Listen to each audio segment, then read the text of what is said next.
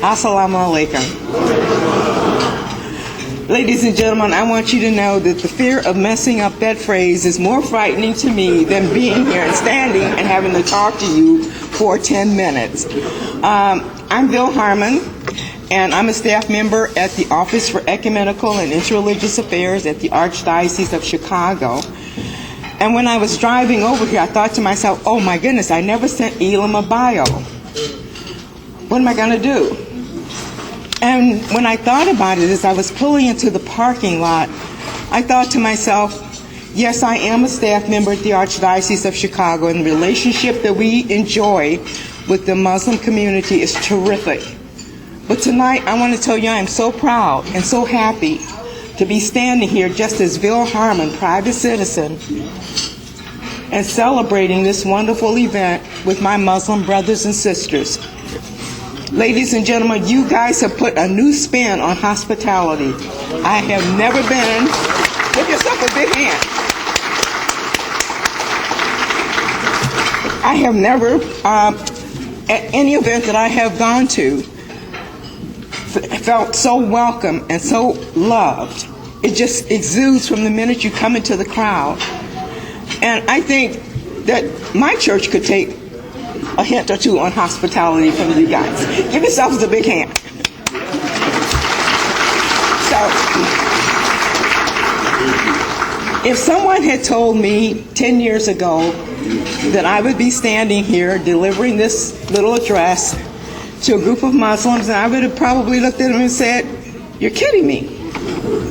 Me? But one of the problems that all of us as human beings have sometimes is that when God calls us and wants us to do something, we don't always listen. When you do listen, God will take you on that journey of where He wants you to go and where He needs you to be. So let's go back a few years. I'm not going to tell you how old I am. I grew up on the south side of Chicago in Bronzeville at 45th, right off of King Drive. It was South Park back then. And the first Muslim person I ever met was a young lady who came into our neighborhood. Can you guys hear me now? Okay. And we were outside playing, and she came up and she said, can I join in? Can I play?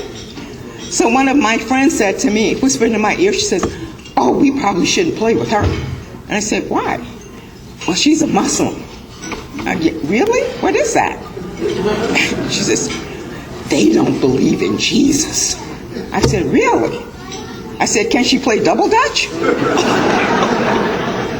Justine looked at me, she says, yeah, I can play double dutch. I said, well, come on, sister, join in, let's go. My one goal in life with Justine was not to convert her to Christianity. My goal in life with Justine was to beat her at double dutch.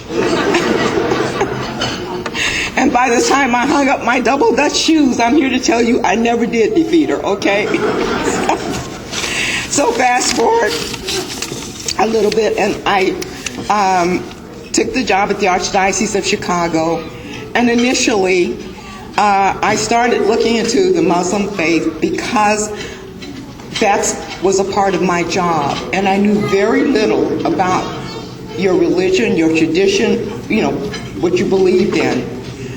And as I got further into it, it wasn't so much doing it and learning about your religion for my job as it was because I discovered a group of people who were so loving and so warm and so focused in their faith. And so that has become my unending journey to go on and to move on. So we're talking about tonight about some of our black heroes, African American people who have made tremendous contributions to American history. And I always like to focus on the people that a lot of, especially the black youth, African American youth, have never heard of. Those little known people who made substantial contributions. How many of you have recently rented a car out at O'Hare Airport? Anybody? You drove that car out of the rental agency down a road called Bessie Coleman Road. Do you know who Bessie Coleman is? She was the first black African-American aviator. She was the first one to get an international aviator's license, okay? How many of you guys know a gentleman by the name of S.B. Fuller? We had our own Fuller Brushman. He started with a mail order business and people going door to door with their little suitcases. He eventually purchased South Center Department Store on 47th and King Drive. That store was significant because our money wasn't welcome at Macy's or Marshall Field's. So we had our own community places where we could shop and be welcomed. How many of you have heard of Robert Abbott? He was the founder of the Chicago Defender. And what's significant about his contribution is he was instrumental in starting the Great Migration and getting it moving along. Because there were jobs in the North, but there was no way to get the news to people in the South. So he struck a deal with the Pullman porters, and goodness knows if George Pullman had caught them, we don't know what would have happened to them, but they would sneak the Defender down south and pass it out. And that's how they learned about the jobs in the North, and that Great Migration just really took off. The last person that I will mention is Sarah Breedlove, also known as Madam C.J. Walker. Madam C.J. Walker was the first self-made millionaire female millionaire in America. She didn't inherit the money, she made it, okay? So all of these people were enterprising, but they were also great in helping us be where we are tonight.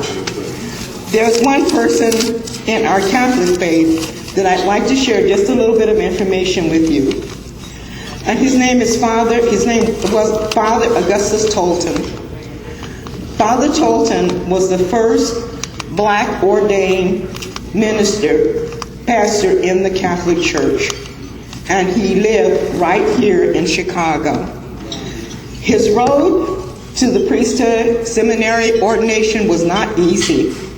There wasn't a seminary in America that would educate him because of the color of his skin. So the priests who were interested in promoting his education and eventual ordination into the priesthood sent him to Europe, and there he finished his education and he was ordained. One of the things that significant about Father Tolton was he was a former slave. He was at the very end of slavery. And his mom, his mother, and his sister and he escaped across the river. And they suffered some really hard times once they even got into Illinois. So when he went to Rome and realized he was going to be ordained, he studied African culture very hard in the hopes that he would not have to return to the United States.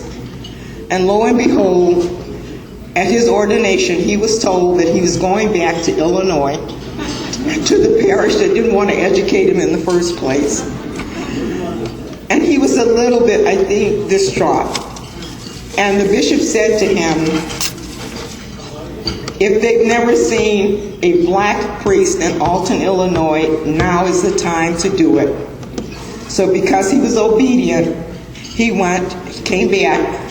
He took a failing parish, turned it around, membership was good, but because of the color of his skin, he was ostracized and just really treated very badly. So eventually they transferred Father Tolton back to Chicago, and he started working at St. Monica's. It was on 36th Street. He met Catherine Drexel, and she was from the Drexel banking family. She had inherited millions of dollars, and she walked away from it to care for the poor. And together she and Father Tolton started doing just that kind of work on the south side of Chicago, among Chicago's black poor people. So eventually he didn't live a very long life, and he was, I think, he went to a meeting and got off the L or the train at 47th Street. He was walking home and he suffered heat stroke and he died. Why he's so significant to me especially is because now the church has started a cause for canonization. And the cause was opened up in 2011. So we're hoping, within my lifetime at least, that we will see him become St. Augustus Tolton. And that would be a tremendous honor for him to receive. So finally, in closing, when I was also thinking about contributions to Black history and our growth in America, and one of the things that I always thought about was, like many people, I made it out of the inner city. But I have not really gone back. I think it's important for all of us to take up that challenge. We need to go back. We need to mentor our young boys. We need to mentor our young ladies and help them to get out of there. Okay?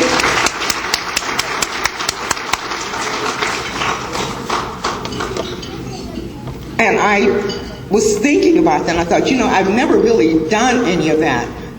But by contrast, it isn't sometimes so much of what you have physically done hands-on. I am proud to tell you that I have 3 daughters. All 3 of my daughters have bachelor's degrees. 2 have masters. One was working on her master when she suddenly passed away a year and a half ago. The 2 remaining girls are now working on doctoral programs. The one with the MBA could walk away from what she's doing right now and probably make 6 figures in corporate America. But she works with at-risk kids in Oakland, California. Those kids are at risk for everything you can possibly think of. And she said, Mom, I've never seen kids like this in my life.